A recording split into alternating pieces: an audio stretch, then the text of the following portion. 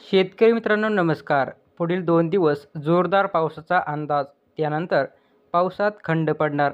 तर पाहूयात पुढील 2 दिवसात कोणत्या जिल्ह्यात जोरदार पावसाचा अंदाज आहे.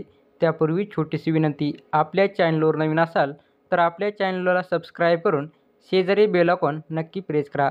तर खास करून सातारा, पुण्याचा काही भाग, दापोली, नाशिकचा काही भाग, अहमदनगर, बीड, सोलापूरचा काही, लातूरचा काही भाग, अकोला, अमरावती आणि नागपूर, चंद्रपूरमध्ये, गोंदियामध्ये देखील मध्यम तर काही ठिकाणी जोरदार पावसाची शक्यता ही पाहायला मिळणार आहे.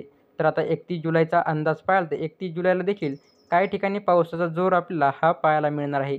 हा पाऊस खास करून आपल्याला सांगलीच्या देखील काही पट्ट्यात सक्रिय पाहायला मिळणार आहे. मध्यम तर काही ठिकाणी जोरदार पावसाची शक्यता देखील ही पाहायला मिळणार आहे. 31 जुलैचा हा अंदाज आहे.